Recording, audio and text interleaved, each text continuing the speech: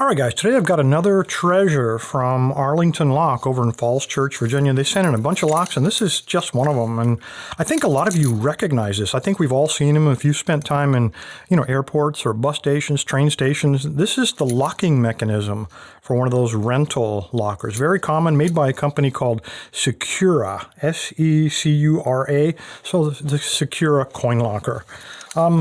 Yeah, these are pretty interesting. I've had a chance to look at it, and I think after we get through, I didn't realize some of the vulnerabilities of these, and I think I might not be using these too much in the future. Anyway, here's why. Let's take a look. In order to use these, there's always a sign that says, put your coin in there. You try to turn the key, it won't turn. The key can't be extracted while the thing is in the unlocked position. There's a little sign that says, insert your coin, push down this little button, and then you can turn it, and you'll be able to extract your key. There's no coin in this one, so it doesn't work. I can't get it out. So let's take a look at how this might work, and we have the luxury of being able to flip it over and see how that mechanism works. When I turn this key, now I want you to pay attention to this little cam located right here. So when I turn the key, you notice he gets caught up. There's a little ledge right there that just, look, those teeth interlock with each other, and the key, it won't turn any further than that. So we've got to do something to stop that. Well, we've got to raise this guy. You notice this angle right here? If you raise that up out of the way, then you can continue to rotate the key and you'll get in. Well, you can't do it without a coin. So here's how it works. We'll take a coin, we'll drop him into the slot. Once he's in that slot, he kind of hangs in there, right where we need him. And when it begins to rotate, it'll lift up that little cam, unlock those two little teeth, and allow us to rotate to a certain point. Well, remember, we've also got to push this button. Well, you might think, well, let's go ahead and try to pick our way past that. You'll notice, though, that, let me take that coin back out. When we try to turn this, as soon as we turn it, that shield is covered up. So it's not like we can reach in there, say with a pick, lift up that little cam and then turn it, because that little shield stops us from doing that. So let's put our coin back and see exactly what he does.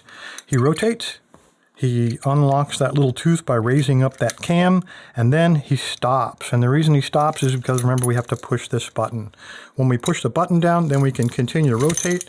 The locking bolt comes all the way out, and our coin drops into the bottom.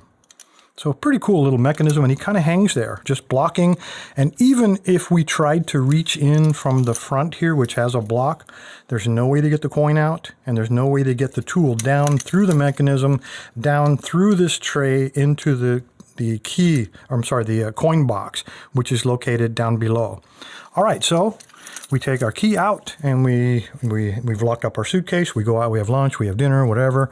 And then when we come back, we take our key, we slide it in there, and as soon as we turn it to lock or to unlock it, it'll retract the bolt, and then watch what happens to that coin. At that point, he drops down into the coin box, and he's protected by that tray. So nobody can get in there and get the coins. You also can't pick your way through this slot. So pretty cool mechanism. They're really well thought out. These are normally rented for a period of time, and the management will say, these are emptied every night at, say, 9 o'clock. So at 9 o'clock, the manager comes along. Let's lock him back up. Push this button down. The key's gone. And he says, okay, there's one without a key, and it's locked up. So what we're going to do, we're going to open this up. And the way we're going to do that, we're going to use the manager's lock. Now, while all of these are different among all the lockers, this one is the same. It's virtually master key. There's one key that opens all the lockers. And how do I know that? Well, I've got the printout from the website right here. Manager's lock. One key opens all. So these are common keyed. So the manager comes along, and as it happens, Arlington Lock gave me a key, and it slides in there. So even though this is locked, somebody's suitcase is inside, 9 o'clock is there, the time is expired, what they'll do, they'll come along, they'll turn this, and they'll remove the entire locking mechanism. Now there's a little locking lip, so basically they have to unlock it, turn it around and lift it up and out. They get access to the coin box, which is down in the bottom below this.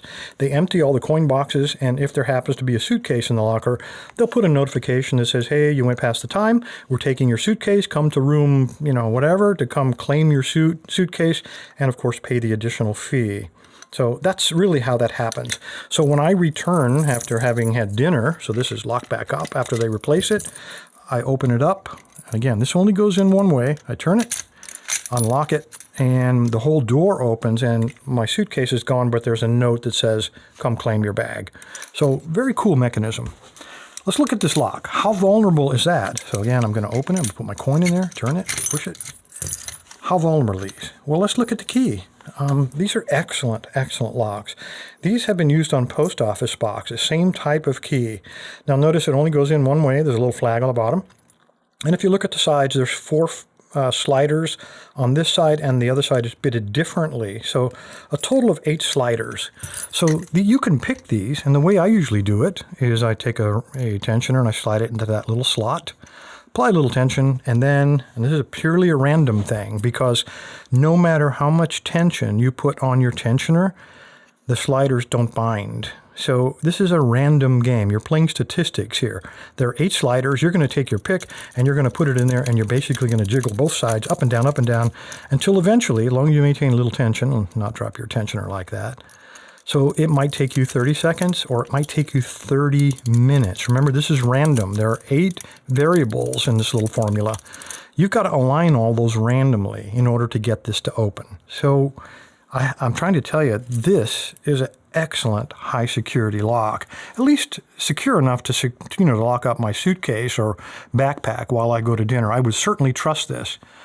The risk comes in here, because if I open this lock, I just get my suitcase. But if I open this lock, I get the suitcase and the coin box. So let's take a look at this guy. I'm going to put this over here, move that out of the way. How vulnerable is he? Now, we've already seen the key because I got it from Arlington Lock. All I'm going to do is take my tensioner, apply him and put him in the top, and I'll use the same pick I would have picked him with and just start raking. And there we go already. That's how quick it is. Now, look at this, because this is a little bit surreptitious. I know I'm a little paranoid, I get it. I'm trying to think like a criminal might think. So this is started to unlock. Now, if I continue to rotate that, he will actually orient like all the way this way. It'll be 90 degrees. That locking tab will completely retract behind it so I can take the locking mechanism out. But if I just take that and I turn him just a little bit more, that locking tab will disappear behind the door. But this is not locked. It's still open. At that point, I can remove this, dump the coin box, put it in my pocket. I can take your suitcase or your backpack or laptop or whatever. I can slap this back into the door, fit that back into the locking mechanism, and then take my tensioner, bam, it's locked right back up. So you come to try to reclaim your stuff, you open it up with your key, everything's gone, except there's no note, and your stuff has been totally ripped off. Now, again, here's my paranoia at work. What if a criminal comes in and opens this lock up and then pulls it out and takes a look at this and says, you know what, that's about a $5 replacement wafer lock. If I buy just one of those with a key, what I'll do is I'll pick it, I'll remove that lock, put my lock in there that I have a key for, put the old one in my pocket, replace that, and then with my key, lock this back up, and I'll leave your suitcase there. I'll leave the coin box there. No evidence I've ever been there. Now I've got a key to this, but more importantly, I have the other lock in my pocket. I make a key for it, and the next time I come back, if the shutoff time is, say, 9 o'clock in the evening, I come back at 8 o'clock. An entire day's worth of coins have accumulated. 8 o'clock at night, there's probably a lot of suitcases. I can come in with a cart, and very quickly, with the key that I've made for all of the other lockers, empty all of it, grab all the suitcases, and get out of there. One-time hit, in and out. Yeah, that's why I will probably never again use one of these rental lockers. I know that was long-winded, but I want you guys to know how vulnerable you are sometimes. I never thought of that myself. I never really thought about the vulnerabilities that the master keyed lock provided to all of us, or just... yeah, not well thought out. This is the fortress mentality. We've got an armored lock, we've got a stainless steel locking bolt, we've got an excellent front door lock, and then we've got a cardboard back door that opens us up to being totally ripped off. I know I'm long-winded, but I want you guys to know how vulnerable you are. Don't put anything valuable in those coin rental lockers in airports, bus stations, or train stations. Just be aware that you're potentially vulnerable to being ripped off. Anyway, guys, I appreciate your time. Stay safe, stay legal. Arlington Lock, thank you, sir, for sending this in and making me do a little bit of thinking. Appreciate your time, guys.